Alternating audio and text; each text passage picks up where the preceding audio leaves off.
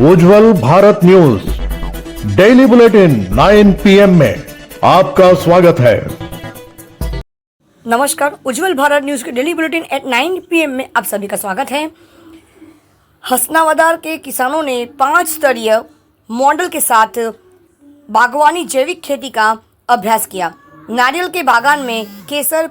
ये सुनते यहाँ के कृषक अपनी जुबानी क्या कहते हैं। प्राकृतिक फार्म गाम हसनावदर तालुको वेरावळ जिल्लो गीर सोमनाथ। અમારું નારળીનું મિશ્ર પાક મોડેલ છે, એમાં હું મિશ્ર પાક તરીકે ચોળીનું વાવેતર કરું જે ગાયોના ઘાસચારા તરીકે ઉપયોગ થાય। પછી પપૈયા છે, લીંબુ છે અને વચ્ચે પારા છે, એમાં મારે સરગવા, પપૈયા, કેળ અને શેરડી એવું 5 સ્તરીય મોડેલનું ઊભું કરવાનું છે અને આમાંથી નારળીની આવક થાય એનાથી બીજી વધારાની આવક મળી શકે અને શાકભાજી પણ મારા ઘર માટે હું આમાંથી મેળવી શકું। જે વધારાની ખાલી જગ્યા છે એમાં હું બીજું મિશ્ર પાક લઈ અને ઉત્પાદન લઉં છું। गिर सोमनाथ के बाद अब आइए चलते हैं उमरगांव की ओर। वलसाड़ जिले के उमरगांव तालुका में 2 सामुदायिक स्वास्थ्य केंद्र है, लेकिन जनरल सर्जन, गायनोकोलॉजिस्ट जैसे उनके पद खाली है। वर्तमान में उमरगांव नगर पालिका क्षेत्र के सामूहिक स्वास्थ्य केंद्र में 10 पदों के मुकाबले केवल 2 डॉक्टर मौजूद हैं। यहाँ प्रतिदिन 300 से अधिक OPD मरीज आते हैं। उमरगांव क्षेत्र में करीब 1200 उद्योग चल रहे हैं। दुर्घटना के समय वापी या वलसाड़ पहुंचने पर किसी की जान जा सकती है।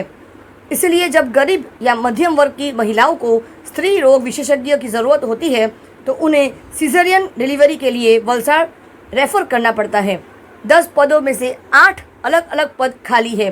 फिर विकास की बात करने वाले राज्य सरकार को स्वास्थ्य संबंधी सुविधाएं जुटाने के लिए डॉक्टरों के पद भरने की ज़रूरत है।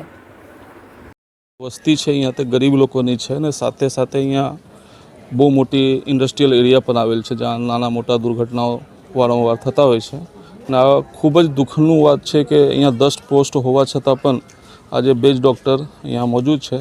आ विषय में अमे उपला अधिकारी तथा अपना जे अहींना विधायक है रमणभाई तथा अपना जे नवा सांसद हमने चूंटाईने आव्या छे धवलभाई, एमने पण आ विषय में जणावशुं ने अहींया सारी फेसिलिटी मळे लोगोने एवी अमारी आशा है सरकार पासे।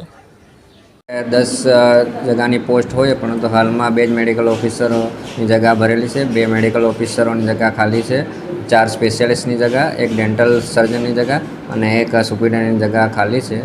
અને આટલે જો બધા સ્પેશિયાલિસ્ટ ડૉક્ટર હોય જો કે સર્જન, ફિઝિશિયન, તો આટલે જીઆઈડીસીના વિસ્તારના લોકોને ઘણી સેવાઓ મળી શકે છે। ઓપરેશન આટલે થઈ શકે છે। ફિઝિશિયન હોય તો ડેન્ગ્યુ, મલેરિયા, ટાઇફોઇડના કેસોમાં પણ સરળતા રહેશે અને ગાયનેક ડૉક્ટર અને પીડિયાટ્રિશિયન ડૉક્ટર હોય તો ડિલિવરી માટે જે કોમ્પ્લિકેટેડ કેસ હોય જે વલસાડ સિવિલ રિફર કરીએ છીએ તો મોટે ભાગે રિફર કેસો ઘટી જશે અને આટલે જ લોકોને સુવિધા મળી રહેશે। माननीय वडाप्रधान श्रीनो जे पर्यावरण बचाव माटेनो जे संकल्प है कि 1 पेड़ माँ के नाम ते अने हरियाळू गीर सोमनाथ केम्पेन जे आपणे शरू कर्युं छे ए अंतर्गत आपणे आपणा टावर चौक में नोंधणी राखवामां आवेल जेने खूब सारो प्रतिसाद मळे छे अने कुल 2000 जेटला वृक्षो छे नोंधवामां आवेल छे। मुख्यत्वे सोमनाथ ट्रस्ट है, तलाल नगरपालिका है, एवो पण मोटी संख्यामां वृक्षो लीधा छे। कंपनीओ, नागरिको एमने पण खूब उत्साहभेर आ वृक्षो दत्तक लीधा छे અને વિશેષમાં આપણા કેમ્પેનને જોઈને આગા ખાન એજન્સી ફોર હેબિટાટ જે મોટું ટ્રસ્ટ છે એ લોકોએ સામેથી આપણો સંપર્ક કરીને 10,000 વૃક્ષ બીજા વાવવાની આપણને ગેરંટી લેખિતમાં આપેલ છે। એટલે આમ કુલ 12,000 વૃક્ષોનું જે વૃક્ષારોપણ આવતીકાલે આપણે કલેક્ટર ઓફિસના પટાંગણમાં કરવાના છીએ। તો સવારે 11 વાગે તમામ જે પર્યાવરણ પ્રેમી આપણા જે પ્રજાજનો છે તેને અને જેઓએ વૃક્ષો આ નોંધાવ્યા છે એ તમામને એક જાહેર આમંત્રણ છે તેઓ કલેક્ટર કચેરી ખાતે કાલે 11 વાગે પધારે અને પોતાના હસ્તે વૃક્ષારોપણનો લાભ લે। ગીર સોમનાથ જિલ્લાની શાળાઓમાં ભણતા દિવ્યાંગ બાળકોને એમના જે ડિસેબિલિટી સર્ટિફિકેટ છે એ કાઢવા માટેનો એક કેમ્પનું આયોજન કરવામાં આવેલ છે। આપણા જિલ્લામાં કુલ 352 એવા વિદ્યાર્થીઓ છે કે જેને આ સર્ટિફિકેટ ઇસ્યુ કરવાના થાય છે।